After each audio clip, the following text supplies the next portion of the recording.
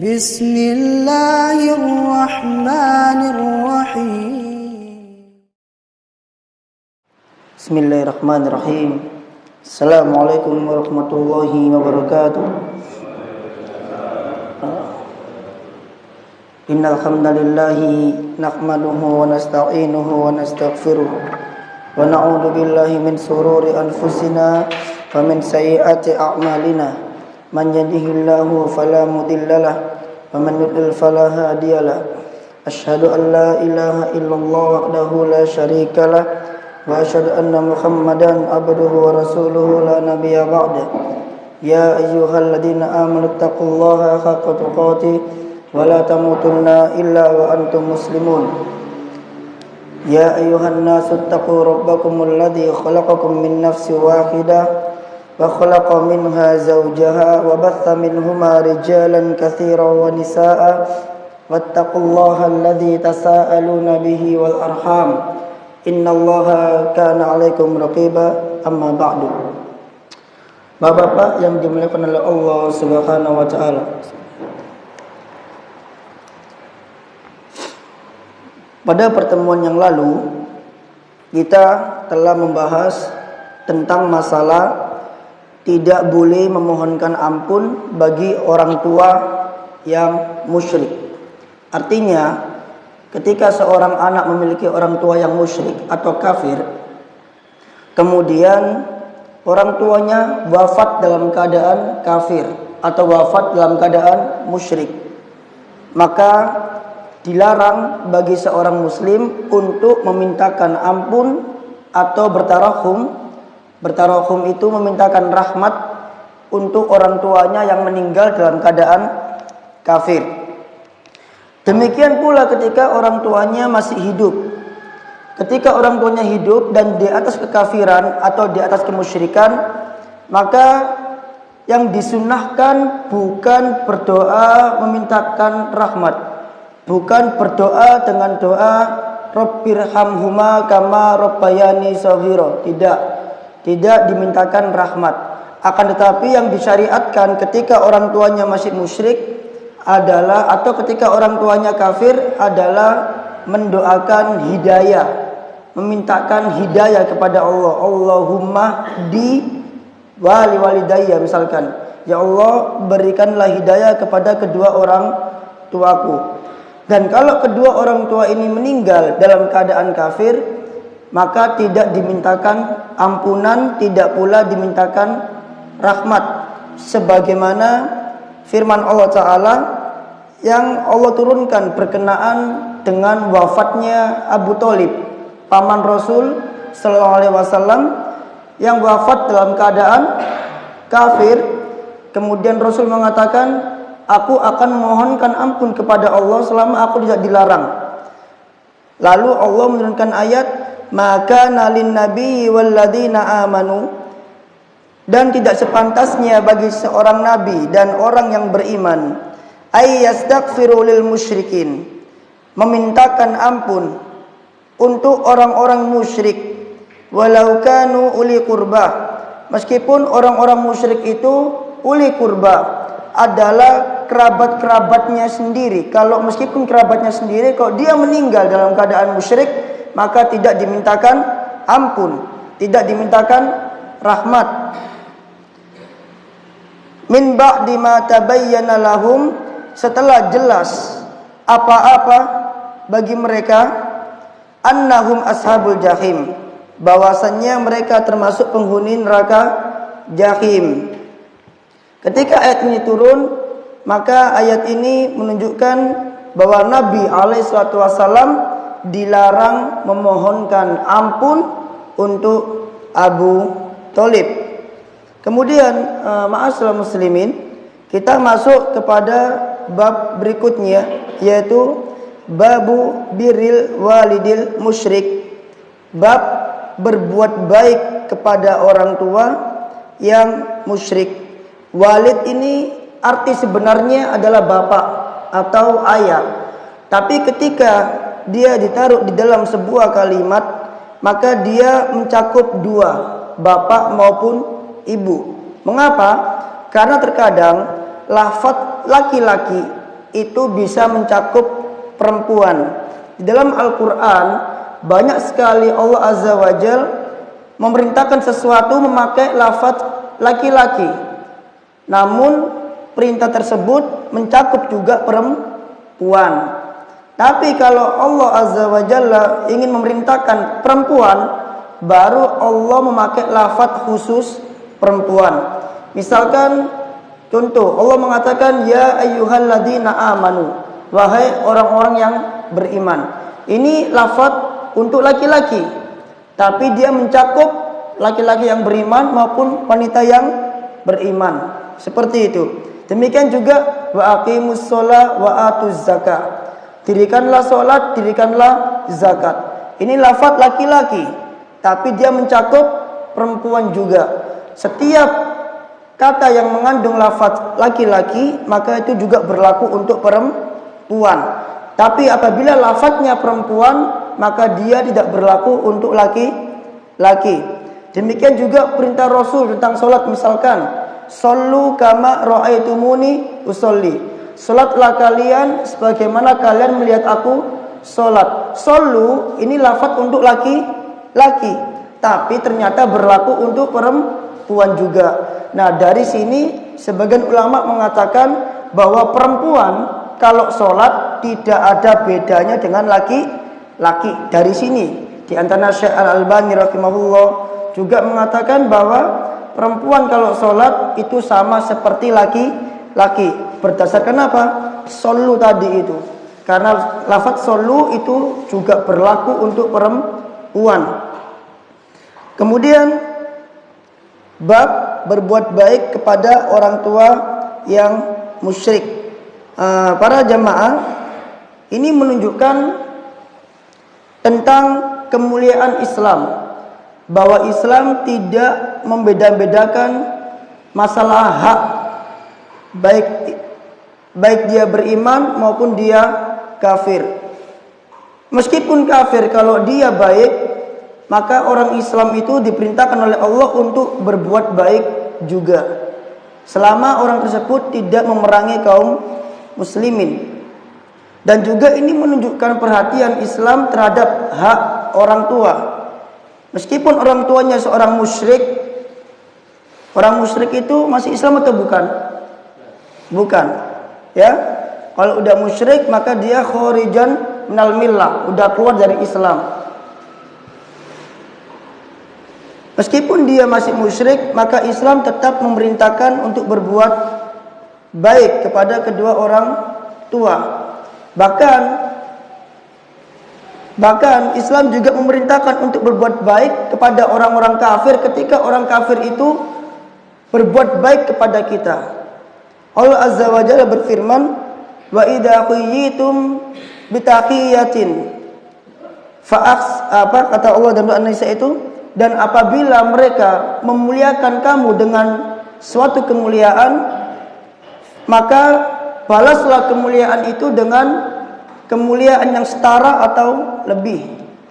Demikian juga Allah berfirman dalam surah Al-Maidah, wala yajrimannakum syana'anu qaumin ala alla ta'dilu, dan janganlah kebencianmu terhadap suatu kaum menghalangimu untuk berlaku adil.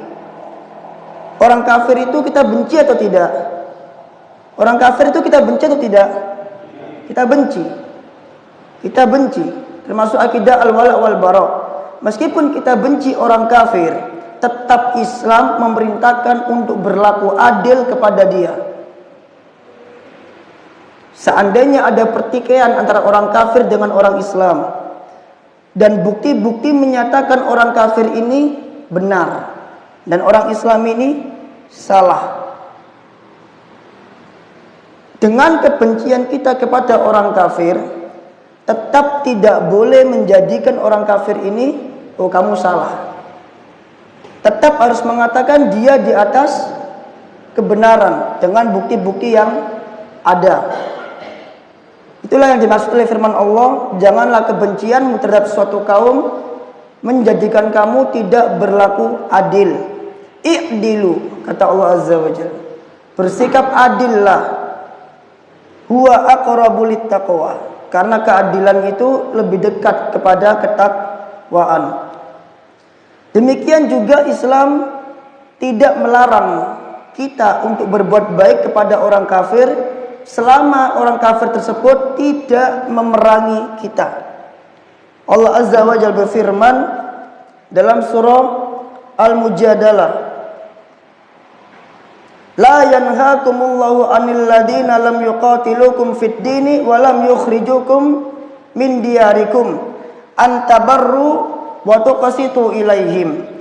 Allah tidak melarang kalian dari berbuat baik dan berlaku adil kepada orang-orang kafir selama mereka tidak memerangi kalian dalam masalah agama kalian dan selama mereka tidak mengusir kalian dari negeri kalian.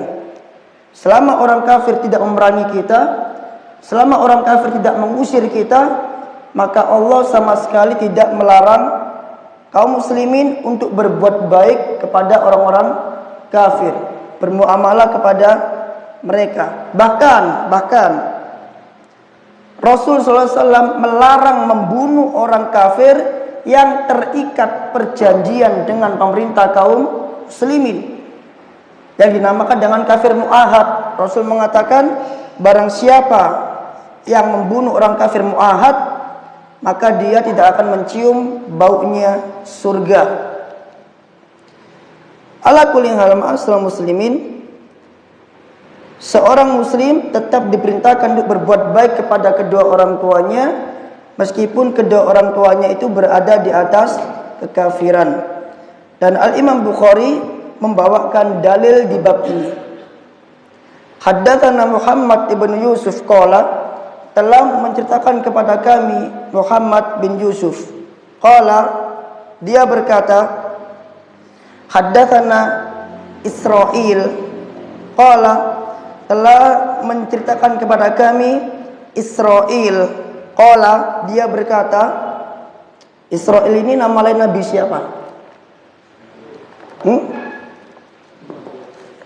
Nabi Yakub. Nabi Yakub nama lainnya Israil.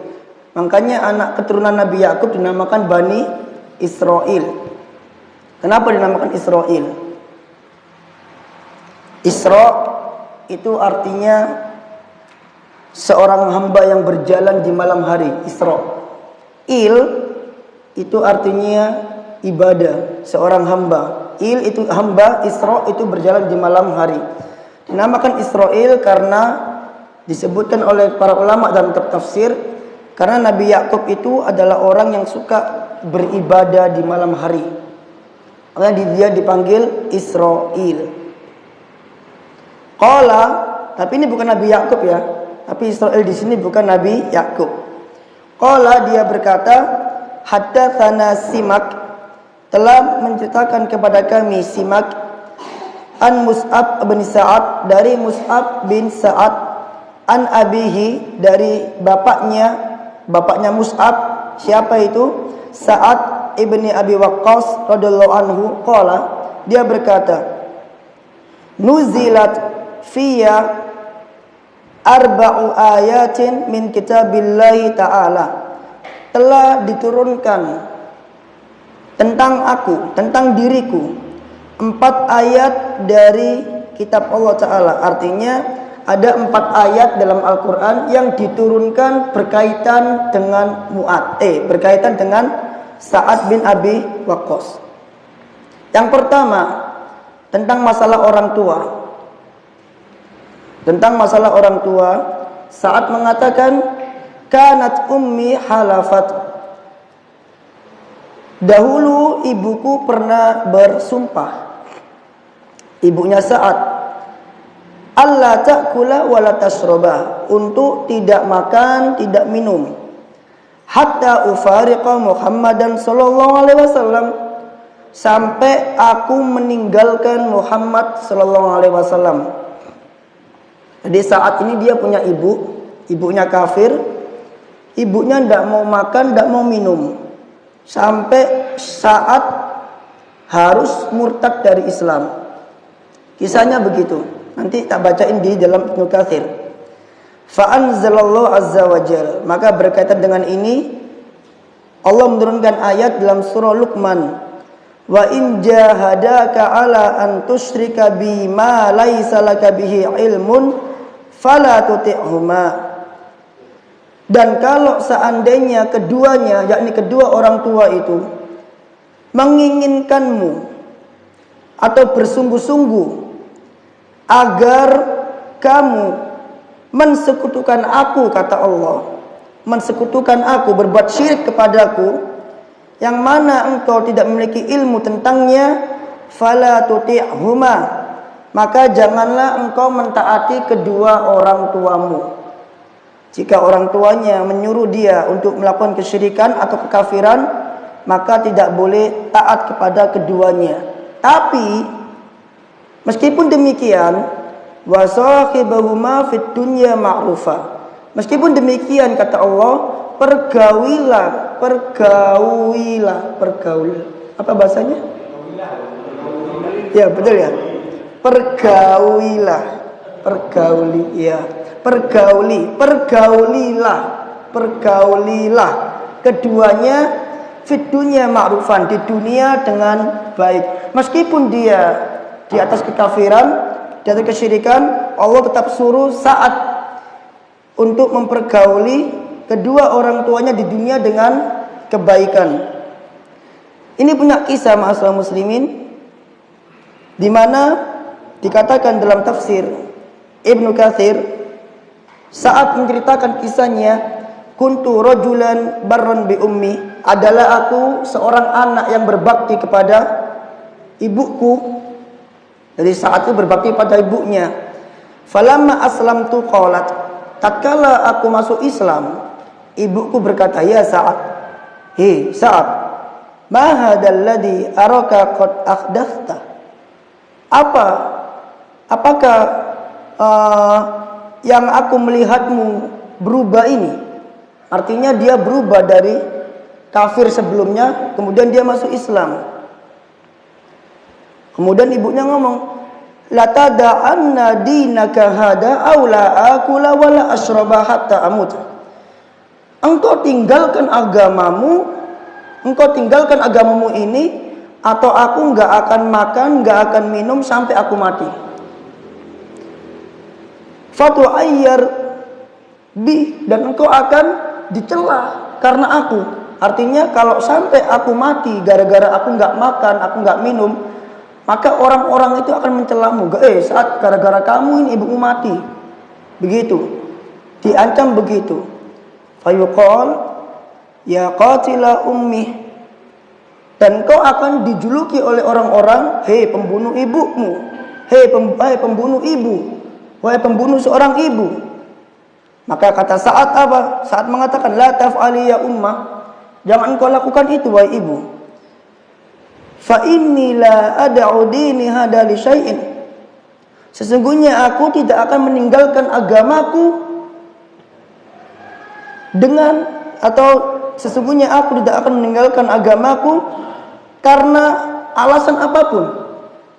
Mau engkau enggak makan, mau engkau enggak minum, tetap aku akan di atas Islam. Ini kuatnya akidahnya para sahabat. Bahkan orang yang dia cintai tidak bisa menggoyangkan imannya. Beda sama orang Islam sekarang. Dia cinta sama pasangannya, rela murtad demi pasangannya. Tapi para sahabat, meskipun dia mencintai, bahkan para sahabat itu sampai rela membunuh orang-orang yang dia cintai ketika orang-orang yang dia cintai itu berada di atas kekafiran. Lihat perang Badar itu. Mereka berperang sama siapa? Saudara mereka sendiri. Ada yang sama orang tuanya, ada yang sama anaknya sendiri, ada yang sama sepupunya sendiri. Di perang Badar mereka saling membunuh. Dan Allah puji itu dalam Al-Quran dengan diturunkannya surat Al-Mujadalah ayat terakhir. La tajidu qauman yu'minuna billahi wal yaumil akhir yuwadduna man haddallaha wa rasulah walau kanu aba'ahum au abna'ahum au ikhwanahum au ashiratahum. Engkau tidak akan pernah mendapati suatu kaum, maksudnya para sahabat, yang dia beriman kepada Allah dan Rasulnya, yang beriman kepada Allah dan hari akhir, saling berkasih sayang dengan orang yang memusuhi Allah dan Rasulnya, meskipun orang-orang tersebut adalah bapak-bapak mereka sendiri, atau anak-anak mereka sendiri, atau saudara-saudara mereka sendiri, au ashiratahum, atau kerabat-kerabat mereka sendiri. Kalau memusuhi Allah dan Rasulnya, maka para sahabat tidak pernah sayang sama mereka. Apalagi waktu itu di perang Badar, orang-orang kafir memerangi kaum muslimin. Udah, sama sekali tidak melihat ini bapak atau anak. Terjadi peperangan di situ. Itulah imannya para sahabat Rasul. Bahkan Ummu Sulaim itu ibunya siapa? Anas bin Malik. Ya, Ummu Sulaim itu ibunya Anas bin Malik. Dia bercerai dari suami pertamanya karena kafir. Karena kafir ditinggalkan, karena dia kafir ditinggalkan. Datang Abu Thalha melamar Ummu Sulaim. Apa mahar yang diinginkan Ummu Sulaim? Ummu Sulaim mengatakan, aku akan mau menikah denganmu dengan syarat kamu masuk Islam. Lihat, kecemburuan para sahabat kepada Islam itu luar biasa. Sampai maharnya itu bukan harta, maharnya itu Islam. Lihat Mus'ab bin Umair, datang ke Mekah miskin, tinggal di Mekah jadi kaya. Datang perintah hijrah, dia hijrah, ditahan sama orang-orang Quraisy. Dia mengatakan, hei Mus'ab, ente datang ke sini miskin, keluar juga harus miskin. Ditinggalkan semua hartanya sampai tersisa baju dan sandalnya. Hijrah dia ke Madinah.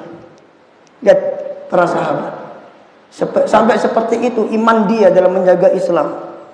Lihat ini Sa'ad bin Abi Waqqas sampai mengatakan, aku nggak peduli engkau nggak makan, engkau nggak minum, aku nggak bakal meninggalkan Islam tanpa alasan apapun. Ini keimanan kuatnya akidah para sahabat. Dan ini menunjukkan bahwa Rasul SAW berhasil menanamkan akidahnya para sahabat. Famakatat yauman wa lailatan, maka dia pun berlalu satu hari satu malam, lam takul, tanpa makan, sampai akhirnya faasbahat, sampai akhirnya ibunya itu menjadi lemah. Terus demikian berlalu 2 hari berikutnya sampai lemah. Akhirnya faasbahat qad ishtadda juhduha, sampai akhirnya dia bertambah lemah karena enggak makan, enggak minum. Falamma ra'aita dalika, tatkala aku melihat hal itu, falamma ra'aitu dalika, tatkala aku melihat ibuku makin lemah, kata Sa'ad mengatakan suatu ucapan yang luar biasa. Dia tidak mau menggadaikan imannya. Dia mengatakan, ya ummah, wahai ibu, ta'lamina, ketahuilah, wallahi, demi Allah, lau kanat laki mi'atu nafsin, kalau seandainya engkau memiliki 100 nyawa, fa kharajat nafsan, kemudian nyawa itu keluar dari tubuhmu satu persatu, apa kata Sa'ad? Ma taraktu dini hada li syai'in, aku tidak bakal meninggalkan agamaku ini dengan alasan apapun. Fa in syi'ta fakuli, kalau kamu mau makan. Wa in syi'ta la takuli, kalau kamu mau enggak makan ya monggo, enggak ada masalah. Akhirnya ibunya faakalat, makan. Lihat, enggak peduli dia. Artinya seandainya engkau mati pun tetap tidak akan meninggalkan Islam. Ini kecemburuan dari Sa'ad. Itu yang pertama. Dan ini yang berkaitan dengan bab ini. Kemudian kita lanjutkan yang kedua. Yang kedua, wasani, dan yang kedua, inni kuntu akhadtu sayfan ajabani. Aku pernah mengambil sebuah pedang, yang pedang itu membuat aku kagum. Fakultu ya Rasulullah habli hada, Aku mengatakan, wahai Rasulullah, berikan pedang itu untukku. Fanazalat, maka turunlah firman Allah Ta'ala, yas'alunaka anil anfal. Mereka bertanya kepadamu Muhammad tentang al-anfal, harta rampasan perang. Ini juga ada kisahnya ma'asyiral muslimin, di mana saat itu merampas sebuah pedang pada waktu perang Badar, dan saudaranya saat di perang Badar itu syahid yang bernama Umar. Kemudian dia membunuh seseorang kafir yang bernama Ibnu Sa'ad kalau nggak salah. Kemudian dia mengambil pedang tersebut, dan pedangnya ini sangat bagus. Ketika terjadi pengumpulan ghanimah, harta rampasan perang, maka saat ini diperintahkan oleh Rasul untuk menaruh pedangnya ke tempat harta rampasan perang. Akhirnya turun firman Allah Ta'ala ini. Mereka bertanya kepada Muhammad tentang harta rampasan perang, sehingga akhirnya pedang itu diberikan lagi kepada Rasul untuk Sa'ad bin Abi Waqqas. Kemudian yang ketiga, ini maritu. Iya. Sesungguhnya aku pernah sakit. Fa'atani Rasulullah SAW. Ini sakitnya saat menjelang wafat. Sakitnya saat menjelang wafat. Maka Rasul mendatangiku. Fakultu, aku berkata, ya Rasulullah, inni uridu an uksima mali. Wahai Rasulullah, aku ingin membagi hartaku semuanya. Afa'usi bin nisfi, apakah aku boleh berwasiat untuk membagi separuh hartaku? Jadi dia ketika mau meninggal itu disyariatkan untuk membuat wasiat. Wasiat tidak harus dengan harta, ada kalanya wasiat itu dengan keimanan, dengan ketakwaan. Tapi ini saat bertanya kepada Rasul, apa boleh aku berwasiat untuk membagi hartaku ke orang lain, karena wasiat itu untuk orang lain, karena wasiat harta itu untuk orang lain. Sebab kalau untuk keluarga itu bukan wasiat harta, tapi masuk ke dalam warisan. Kalau wasiat itu untuk orang lain. Boleh nggak aku berwasiat untuk membagi separuh hartaku? Faqala la, maka Rasul mengatakan tidak boleh. Fakultu, lalu aku tanya, athuluth, bagaimana kalau sepertiganya? Fasa kata Rasul pun diam. Fakana thuluthu ba'dahu jaizan. Namun setelah itu sepertiga ini dibolehkan oleh Rasul Sallallahu Alaihi Wasallam. Nanti ada kisahnya insyaallah. Warabi'ah, dan yang keempat, inni syaribtul khamra. Aku meminum khamr. Pernah mabuk dia dulu pada waktu zaman jahiliyah, tapi dia sudah masuk Islam. Dia pernah mabuk ma'aqaumin minal ansor, bersama orang-orang yang berasal dari kaum Ansor. Fadaraba rajulun minhum anfi bilahyai jamalin. Maka salah seorang di antara orang-orang Ansor itu memukul hidungku dengan rahangnya unta. Dan pukulan itu membuat hidungnya luka parah. Ya gimana tulang nih, rahangnya unta dipukulnya hidungnya plok gitu. Berdarah parah. Akhirnya fa'aitu Nabiyya sallallahu alaihi wasallam, dia mendatangi Nabi sallallahu alaihi wasallam untuk apa? Untuk mengadukan kalau dia habis dipukul sama orang Ansor dengan rahangnya unta. Gara-gara itu fa'anzalallahu azza wa jalla tahrimal khamr. Allah Azza wa Jalla menurunkan ayat tentang haramnya khamr. Ayat tentang haramnya khamr. Dan ini adalah ayat terakhir tentang pengharuman khamr. Karena khamr itu diharamkan itu bukan dengan cara turun sekaligus.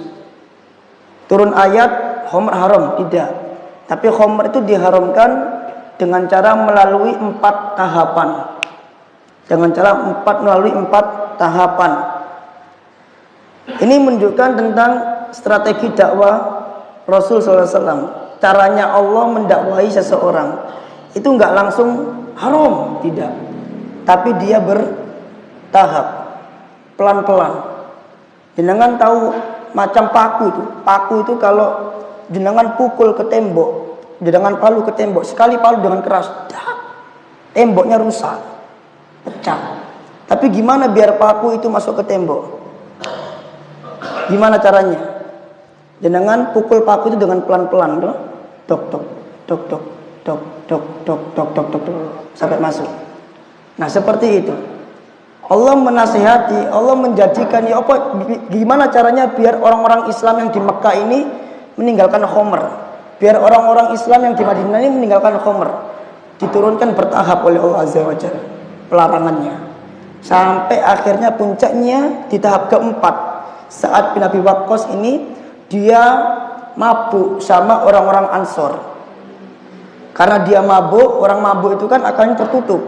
Dinamakan khamr itu kenapa? Karena dia khamarul aqlu, tertutup akalnya. Dinamakan khamr karena dia khamarul aqlu, menutup akal. Karena dia mabuk, akalnya hilang, dia membanggakan suku. Adab jahiliyahnya keluar. Di antara bentuk kebiasaan jahiliyah itu suka membanggakan suku, membanggakan nasab, dan itu dilakukan oleh Sa'ad. Nah, ketika dia membanggakan nasab itu, dia mencela nasabnya orang Ansor. Makanya dia dipukul sama orang Ansor pakai rahang unta itu tadi. Nah, lalu turunlah ayat dalam surat Al-An'am yang berbunyi, ya ayyuhalladzina amanu innamal khamru wal maisiru wal ansabu wal azlamu rijsun min amalis syaiton fajtanibuhu la'allakum tuflihun. Hei orang-orang beriman, sesungguhnya khamr, maisir, perjudian, ansab, berhala, wal azlam mengundi nasib dengan anak panah, rijsun adalah najis, min amalis syaiton, termasuk perbuatan syaiton. Fajtanibuhu la'allakum tuflihun, maka jauhilah dia karena agar kamu termasuk orang yang beruntung. Innama yuridu syaitanu ayyuqi'a bainakumul adawata wal baghdha fil khamri wal maisir. Sesungguhnya Allah ingin terjadi permusuhan, terjadi kebencian di antara kalian dengan sebab khamr dan perjudian. Kemudian wa yasuddakum an dzikrillah, dan setan ingin menghalangi kalian dari mengingat Allah, karena ketika orang mabuk dia nggak akan mengingat Allah. Wa anis sholati, dan menghalangi kalian dari sholat. Fahal antum muntahun, kata Allah. Itu dalam surah Al-An'am, itu ayat terakhir tentang haramnya khamr. Ini tahap keempat. Adapun tahap ketiga yaitu ketika Abdurrahman bin Auf mabuk bersama orang-orang Ansor. Kemudian sholat, dan sholat dalam keadaan mabuk. Diperintahkan salah seorang di antara mereka, disebutkan dalam kitab tafsir, yaitu Ali bin Abi Thalib, mengimami mereka dalam keadaan mabuk. Kemudian dia, namanya orang mabuk kan selindru, dia membaca surat Al-Kafirun salah, yang seharusnya la a'budu ma ta'budun, aku tidak menyembah apa yang kalian sembah. Wala antum abiduna ma a'bud, dan kalian tidak menyembah apa yang kami sembah. Itu dia salah. Dia mengatakan wa na'budu ma ta'budun, dan kami menyembah apa yang kalian sembah. Jadi dia selindru, sehingga dia mengatakan kami menyembah apa yang kalian sembah. Langsung turun ayat, ya ayyuhalladzina amanu la taqrabus sholata wa antum sukara. Hei orang beriman, janganlah kamu mendekati sholat sedangkan kamu dalam keadaan mabuk. Tapi apakah mereka berhenti mabuk? Enggak, mereka masih mabuk, tapi mabuknya itu di malam hari, bukan mendekati waktu sholat. Sehingga ketika sholat mereka nggak mabuk, tapi setelah sholat mereka masih mabuk. Nah, itu tahap ketiganya. Nah, baru tahap keempat diharamkan mutlak sama Allah Azza wa Jalla, sesuai dengan kadar kekuatan keimanan mereka. Itu tahap dakwah. Si dakwah itu harus bertahap, nggak boleh pukul rata, tidak boleh mendakwakan sesuatu yang belum waktunya diterima oleh orang, tidak boleh menggunakan istilah-istilah yang tidak bisa diterima oleh orang yang didakwai. Orang mendakwai seseorang, menasihati seseorang, itu harus sesuai dengan kadar akalnya, harus sesuai dengan kadar pemahamannya. Betapa banyak orang menasihati orang lain, nasihatnya mental. Karena apa? Karena dia memberi nasihat bukan pada situasi dan kondisi yang tepat, sehingga orang itu menolak nasihat dia. Dia memberi nasihat bukan dengan cara yang tepat, sehingga dia ditolak nasihatnya oleh orang tersebut.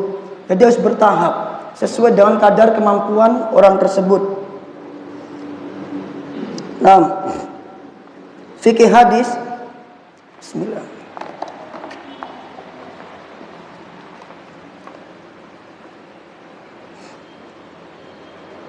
Yang pertama, al-hathu ala ta'atil walidaini fi ghairi maksiatillah. Dianjurkan atau dibolehkan mentaati kedua orang tua fi ghairi maksiatillah, selama bukan dalam rangka maksiat kepada Allah. Iya, karena semua ketaatan itu patokannya adalah tidak dalam rangka maksiat kepada Allah. Ketaatan kepada raja, ketaatan kepada ulil amri, ketaatan kepada orang tua, semua ketaatan itu dilakukan ketika tidak dalam rangka maksiat kepada Allah.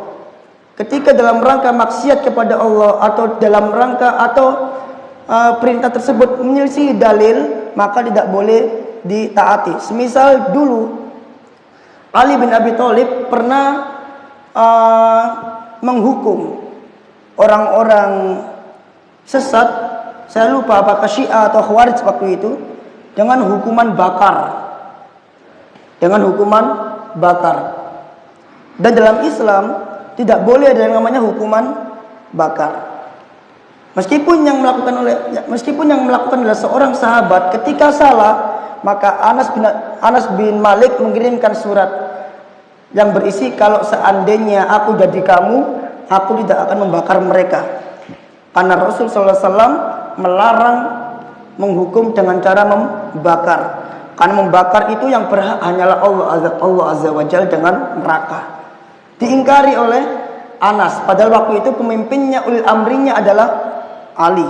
Jadi meskipun para sahabat pun ketika mereka melakukan kesalahan, maka tidak boleh ditaati, karena ketaatan itu hanya ada pada ketaatan kepada Allah Azza wa Jalla.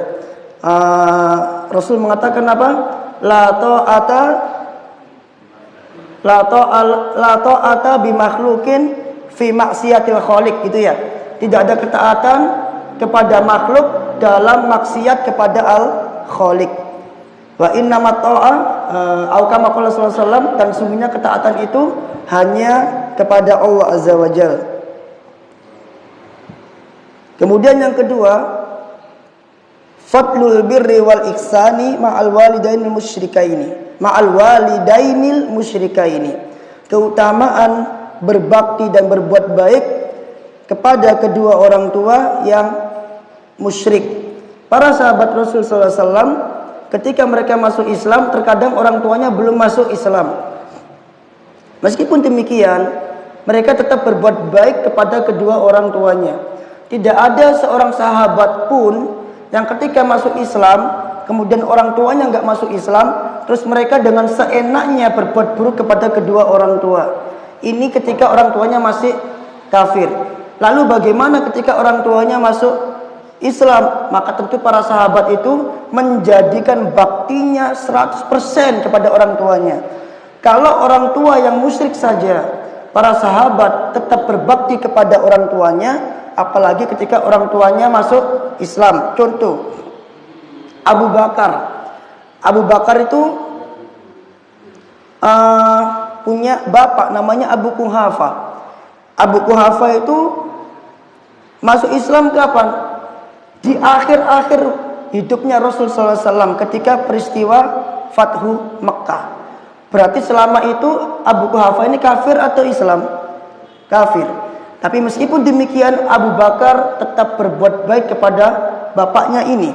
Ketika Rasul SAW berhasil menaklukkan Mekah, maka sama Abu Bakar diajak menemui Rasul SAW. Kata Rasul, "Loh, kenapa enggak kamu wakilkan saja?"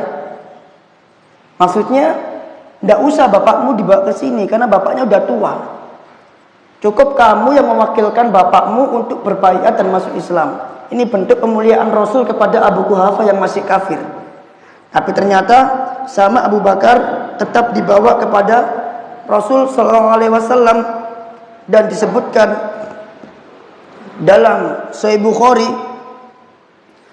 ketika Abu Quhafa menjabat tangan Rasul sallallahu alaihi wasallam untuk mengucapkan syahadat dan berbaiat kepada Rasul sallallahu alaihi wasallam, baka Abu Bakar nangis.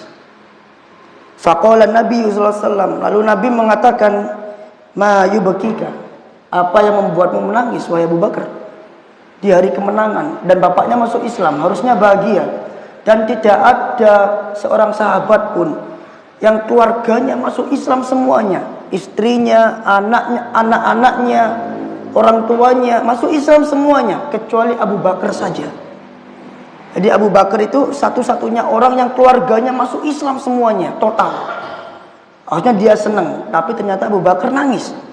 Apa? Dia mengatakan apa? Dia mengatakan, la antakuna yadu ammik makana yadihi wa yuslimu wa yukirrullahu aynaka ahabbu ilayya min an yakuna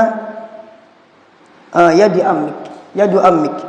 Kata Abu Bakar, ya Rasulullah, kalau seandainya yang menjabat tanganmu itu adalah tangan pamanmu Abu Thalib, itu lebih aku sukain dibanding tangan bapakku yang menjabat tanganmu.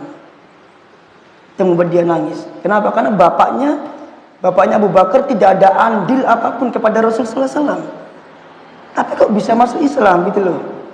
Sedangkan Abu Thalib itu Abu Bakar lihat sendiri dengan mata kepala dia sendiri bagaimana peran Abu Thalib, pembelaan Abu Thalib kepada Rasul sallallahu alaihi wasallam. Tapi ternyata pembelaan itu tidak membuat Abu Thalib masuk dalam Islam. Itu membuat Abu Bakar nangis. Ya Rasulullah, kalau seandainya yang menjabat tanganmu ini Abu Thalib, pamanmu, itu lebih aku cintai, kata Abu Bakar, dibanding bapakku yang menjabat tanganmu. Karena itu tadi. Demikian juga Abu Bakar ini punya anak perempuan 2, Asma dan Aisyah. Asma ini saudara tirinya Aisyah. Ibunya Aisyah itu Ummu Rumman, dia sudah masuk Islam. Asma itu ibunya namanya Kutailah, dan dia tidak masuk Islam. Dia tidak masuk Islam, sehingga sama Abu Bakar diceraikan. Ketika hijrah ke Madinah, yang namanya ibu itu kan tetap kangen sama anaknya ya. Maka ibunya ini datang ke Madinah, ibunya Asma ini datang ke Madinah, si Kutailah ini membawa buah-buahan, kismis dan lain sebagainya. Karena ibunya masih musyrik, maka Asma tanya kepada Rasul sallallahu alaihi wasallam. Asma mengatakan, "Inna ummi qadimat." Wahai Rasul, ibuku datang. Wa hiya raghibatun, dan dia menginginkan kebaikan dariku, kata Asma. Afa asiluha, apakah aku boleh menyambung silaturahim dengan ibuku ini? Padahal ibunya masih apa? Kafir ya. Apa kata Rasul? Rasul mengatakan, sili ummaki. Iya, sambunglah silaturahim kepada ibumu. Ini hadis riwayat Muslim. Artinya meskipun ibunya Asma Kutailah ini masih musyrik, tetap Rasul menyuruh Asma berbuat baik kepada ibunya. Jadi kesimpulannya, bakti kepada orang tua itu tidak gugur dengan kafirnya orang tua, tetap diwajibkan. Adapun akhirat, maka itu urusan Allah Azza wa Jalla dengan orang tuanya. Adapun dunia, maka kewajiban anak itu berbuat baik kepada orang tuanya. Kemudian yang ketiga, fadlul ummatil Muhammadiyah ala sa'il umami bi annal ghanimata qad akhallat atau qad ukhillat laha duna ghairiha. Keutamaan Muhammad atas seluruh umat, bahwasanya ghanimah, rampasan perang itu dihalalkan kepada umat Muhammad dibanding umat-umat yang lain. Jadi Allah Azza wa Jalla memberi kekhususan kepada kaum muslimin dengan dihalalkannya harta rampasan perang. Dan ini tidak berlaku bagi umat-umat selainnya. Hanya berlaku bagi kaum muslimin di mana harta rampasan perang itu dihalalkan. Kemudian yang keempat, istihbabu ziyadatil marid. Dianjurkannya mengunjungi orang yang sakit. Karena di hadis itu Rasul SAW mendatangi Sa'ad bin Abi Waqqas ketika sakit, yang mana sakit itu membuat dia wafat.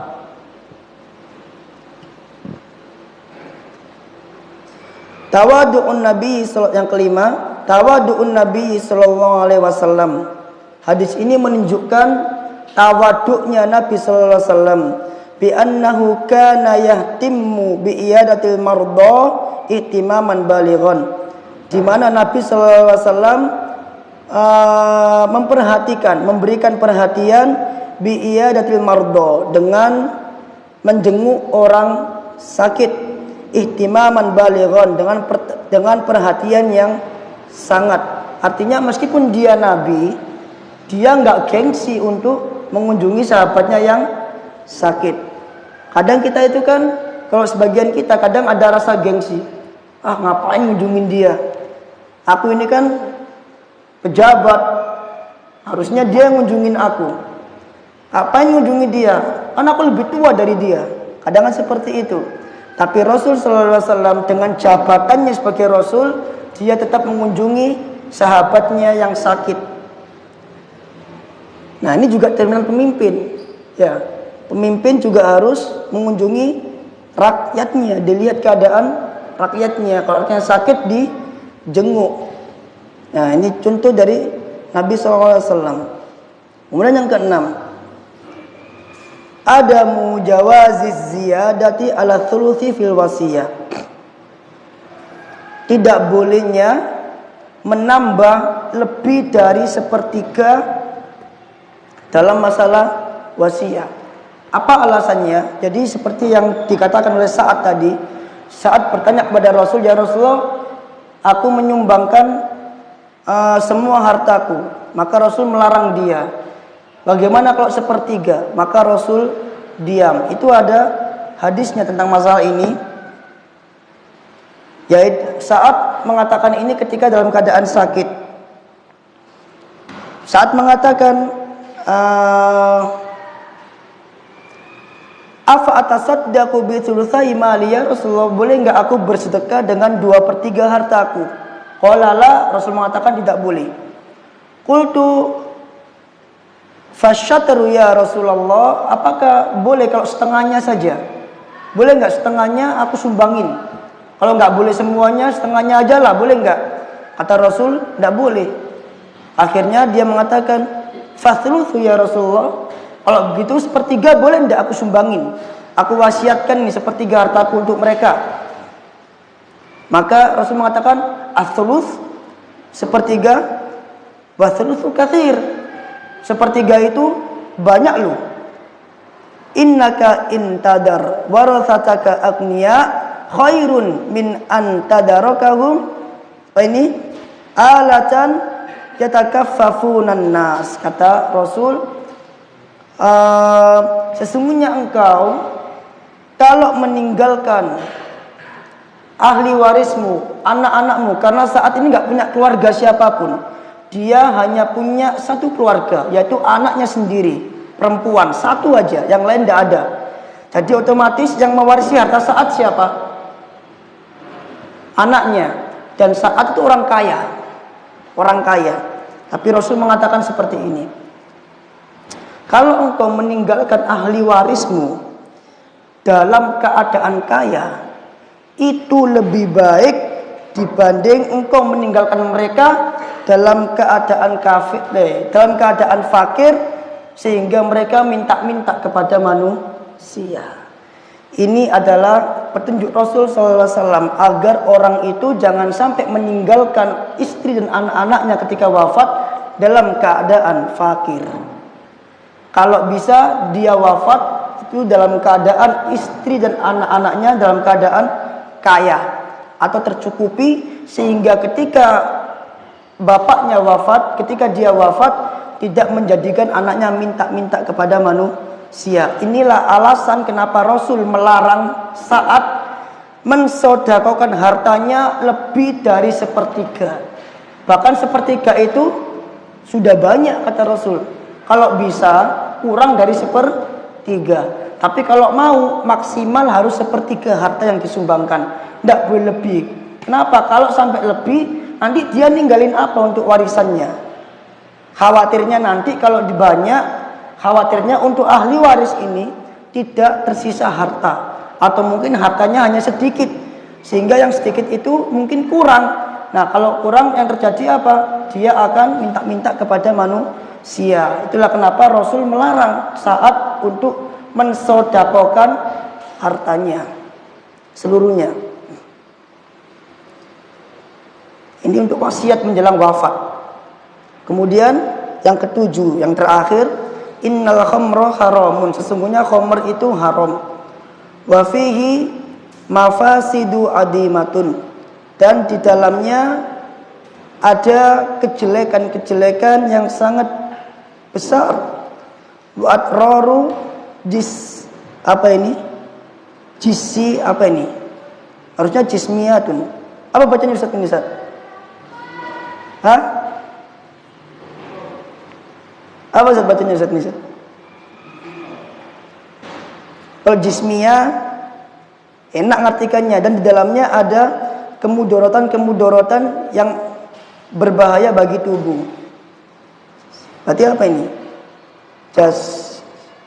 Ini harus buka kamus. Jadi di dalam khamr itu kenapa dia diharamkan? Ingat, sesuatu yang haram itu selalu terdapat mudorot. Tidaklah Allah mengharamkan sesuatu melainkan di dalamnya ada mudorot, dan tidaklah Allah menghalalkan sesuatu melainkan di dalamnya ada maslahat. Ketika Allah mengharamkan khamr, berarti khamr itu membawa kemudorotan, baik mudorot terhadap tubuh kita sendiri maupun mudorot kepada orang lain. Ingat kisah yang pernah saya sampaikan dulu, kisah yang dibawakan oleh Syekh Al-Utsaimin tentang seorang anak yang mabuk, kemudian dia berzina dengan ibunya. Kemudian anak ini membakar dirinya sendiri. Kata Syekh, lihatlah peminum khamr, bahkan ibunya sendiri pun sampai dizinain sama dia. Dan tidak jarang peminum khamr itu kadang bunuh diri. Makanya Rasul mengatakan tentang khamr itu apa? Miftahu kulli syarr. Khamr itu kunci dari semua kejelekan. Dan Rasul juga mengatakan khamr itu adalah ummul khaba'ith, induknya segala kejelekan. Itu adalah khamr. Sampai di sini para jamaah, tafadhol, barangkali ada yang bertanya masalah ini. Nah,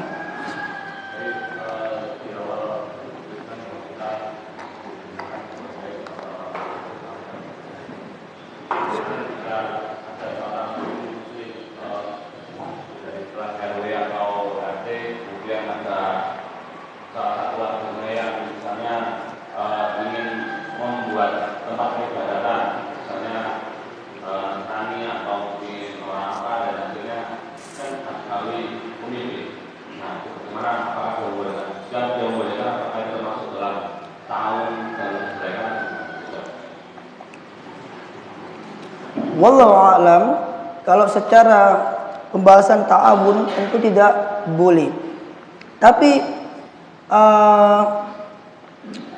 ketika Umar ibn al-Khattab menaklukkan Yerusalem, dan di dalam Yerusalem itu ada gereja-gereja, itu Umar tidak memerintahkan kaum muslimin untuk menghancurkan gereja tersebut. Padahal Umar tahu itu adalah gereja, tempatnya orang Nasrani beribadah, dan ibadahnya Nasrani itu mencaci Allah Azza wa Jalla dengan mengatakan Allah punya anak, dan itu merupakan penghinaan bagi Allah, dan itu Umar tahu. Tapi Umar tidak menghancurkan gereja tersebut. Dan tentu kita tidak bisa mengatakan ini bentuk Umar membiarkan Allah dicaci. Misalnya demikian. Jadi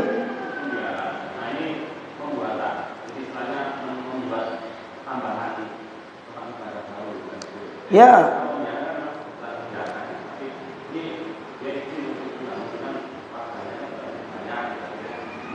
ya, artinya sama-sama membiarkan kemungkaran di situ. Sama-sama membiarkan kemungkaran kan? Ya. Dan jika kita larang itu, maka yang terjadi adalah terjadi tidak adanya toleransi di situ. Ya kan? Walau alam itu resiko bagi seorang RT. Jadi mau nggak mau dia harus izinkan itu sebagai bentuk kebebasan hak mereka untuk beragama. Kalau dilarang nanti yang ada malah terkena hukum di Indonesia. Ya, terkena hukum di Indonesia. Dan sebenarnya hukumnya sama seperti ketika para khalifah itu membiarkan orang-orang Kristen beribadah sesuai dengan keyakinan mereka sendiri. Berarti para khalifah ini memberikan mereka kebebasan kan, merayakan Natal, mencaci Allah punya anak dan lain sebagainya, diberikan kebebasan, tidak dilarang. Sama seperti membangun rumah ibadah, diberikan kebebasan. Insya Allah demikian. Jadi kalau bisa jadi RT, ya mau nggak mau harus di ACC. Sebagai bentuk apa? Menghormati agama mereka, menghormati agama mereka. Wallahu a'lam.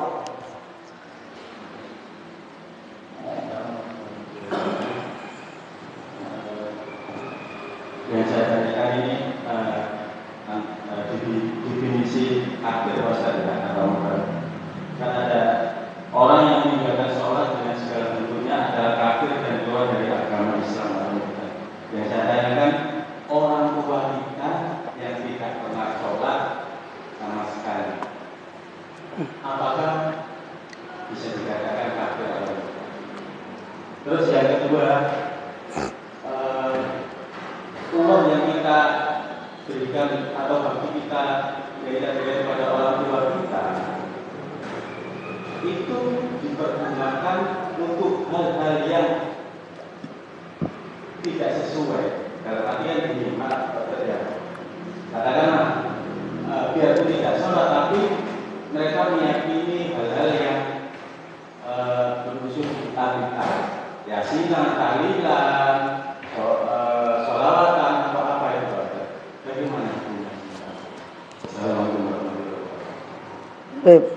Yang pertama tentang orang tua yang tidak sholat, berarti ini berkaitan dengan vonis secara person. Dan di pertemuan lalu itu jenengan tidak hadir ya. Pertemuan lalu kita sudah menjelaskan tentang larangan seseorang memvonis orang lain dengan kekafiran.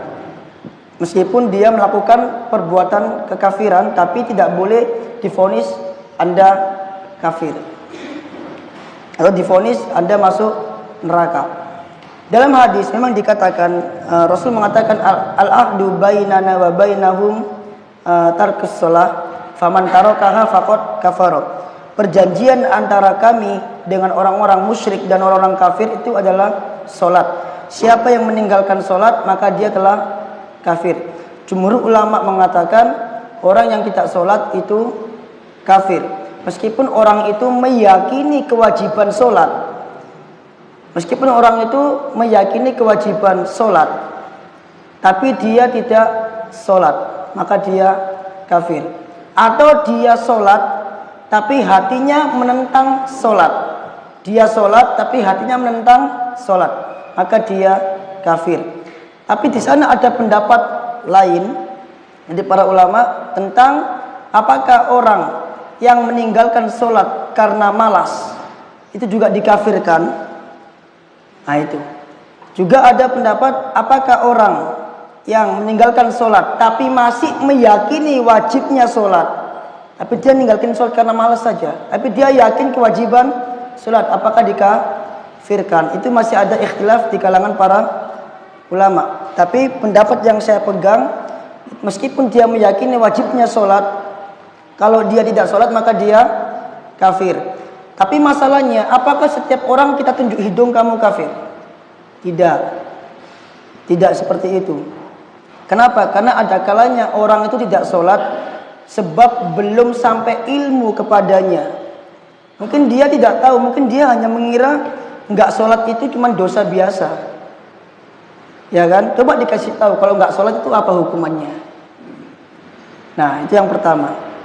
Terus yang kedua, secara dohir nas kafir, tapi untuk menunjuk hidung tidak, karena alasan tadi itu, sebab belum tegak hujjah kepadanya.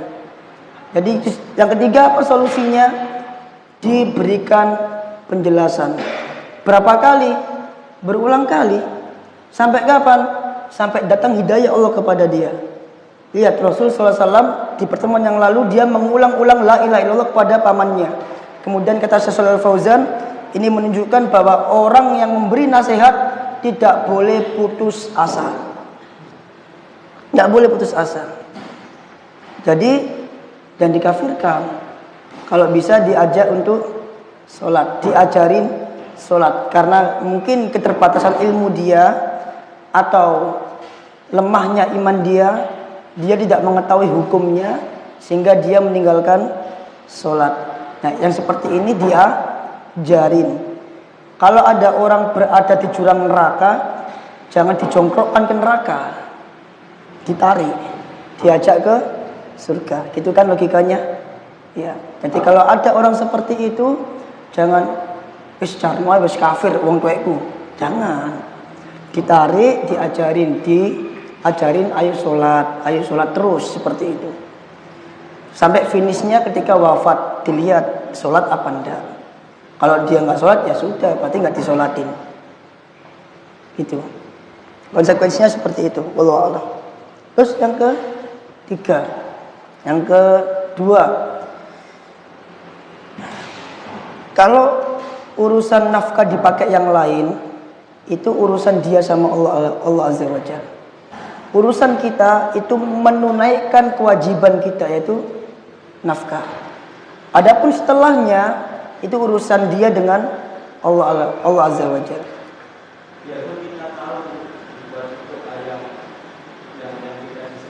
Kalau kita tahu dilarang, kalau kita tahu kita larang.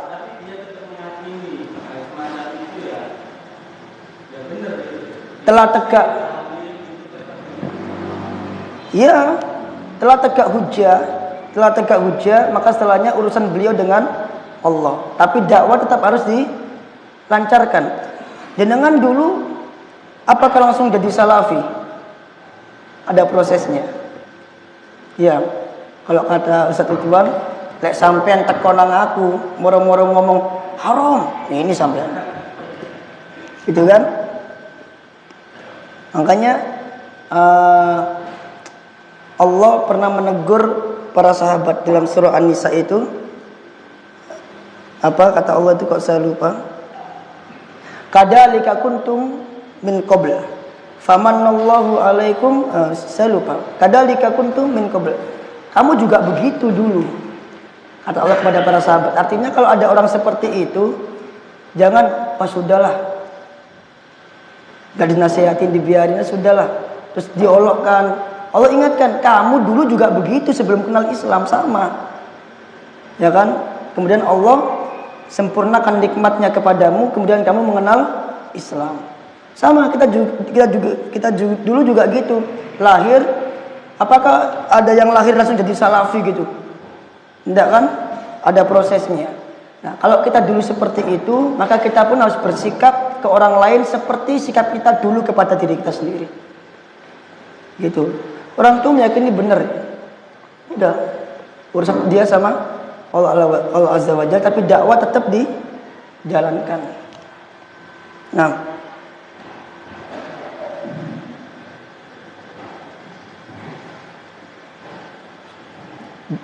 Ustaz Furqan kalau tanyanya sulit mesti. Assalamualaikum Ustaz. Ini kan disebutkan rawinya kan Israel. Boleh tidak kita namakan anak kita dengan Israel? Yang kedua, Gimana? di sini tadi kan disebutkan rawinya namanya Israel. Boleh nggak kita menamakan anak kita dengan Israel? Kemudian yang kedua, di tadi baca Fusilat Iya. Di sini nazalat. Iya. Mungkin bisa dijelaskan sedikit pada bahasa Arab. Kemudian yang terakhir tadi itu ada tadi di kamus kalau nggak ada.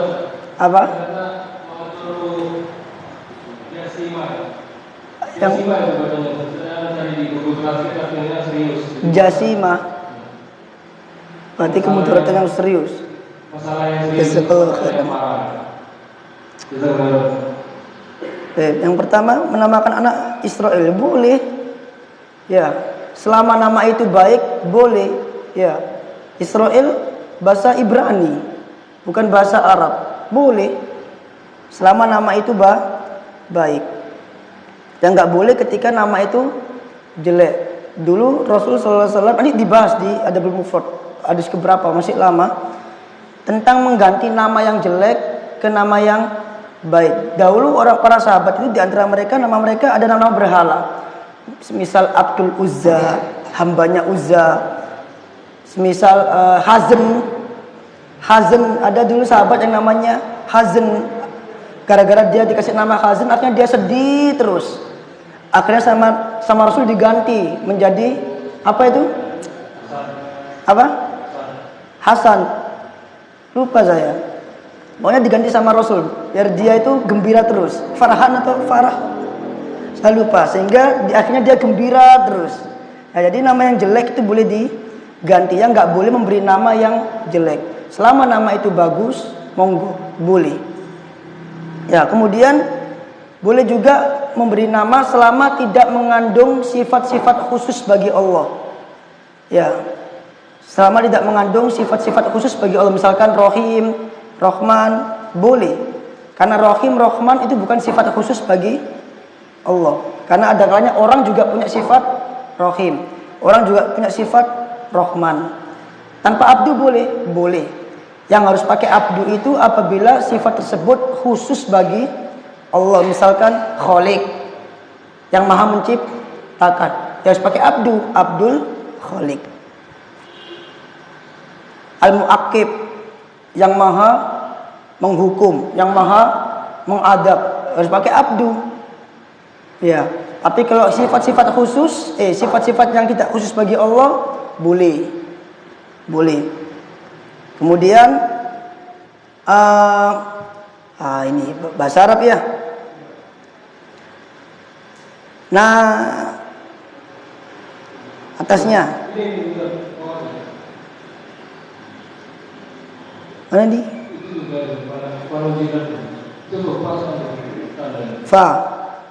Fanuzilat.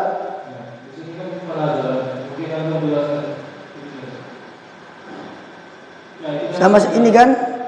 Ya, ini nazalat. Nazalat itu fi'il maklum. Fi'il maklum itu kalau dalam bahasa Arab kalimat aktif. Dalam bahasa Indonesia, kalimat aktif itu adalah kalimat yang diawali dengan me. Ya kan? Kalau dia kalimat aktif, maka dia butuh subjek. Subjeknya adalah mana? Arba'u ayatin. Berarti 4 ayat menurunkan atau 4 ayat diturunkan. Mana yang pas? 4 ayat menurunkan, 4 ayat turun atau 4 ayat diturunkan?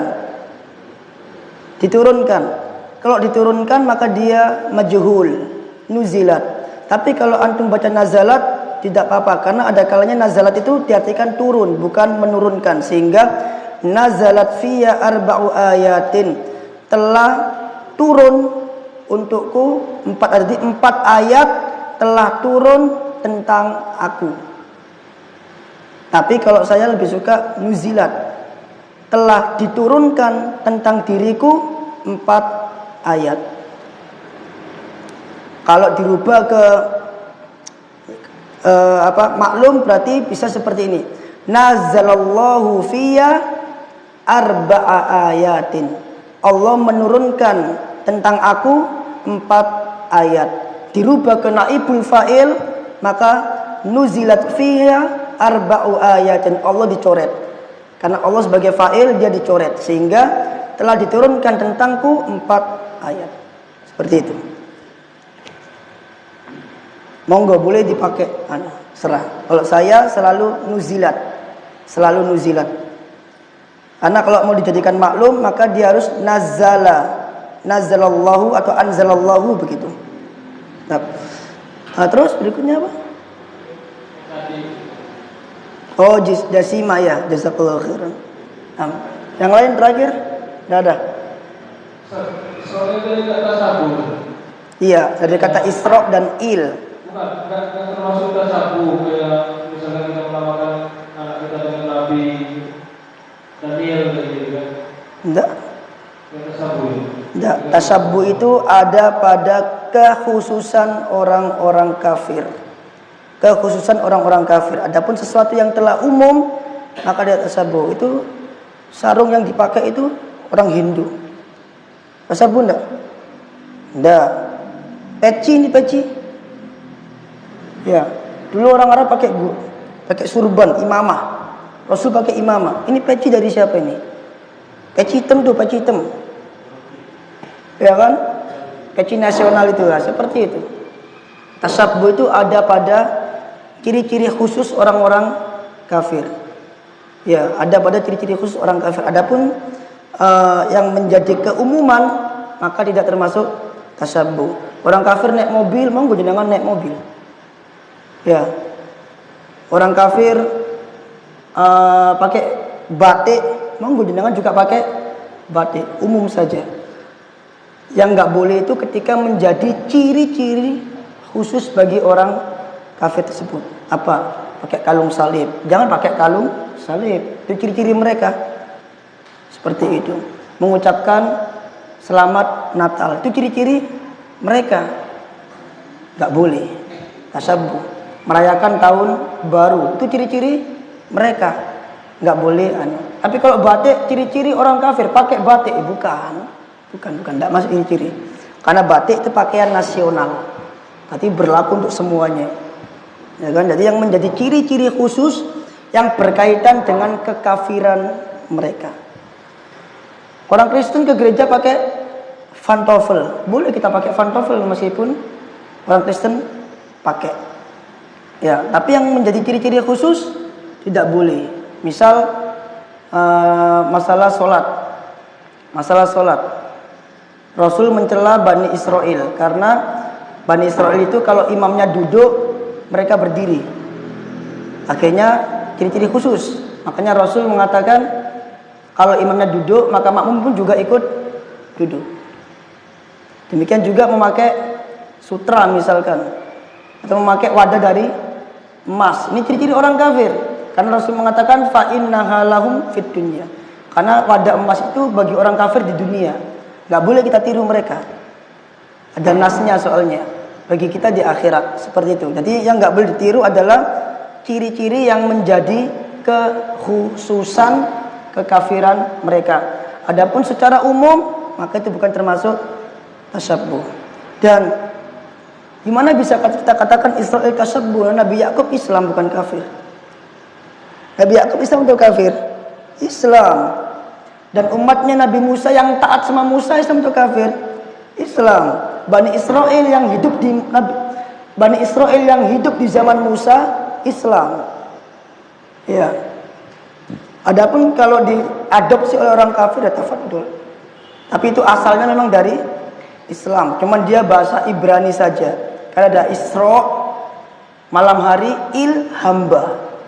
hamba yang suka berjalan di malam hari atau hamba yang suka beribadat di malam hari. Allah Ta'ala alam. Semoga bermanfaat para jamaah. Subhanakallahumma bihamdika asyhadu an la ilaha illa anta astaghfiruka wa atubu ilaik. Assalamualaikum warahmatullahi wabarakatuh.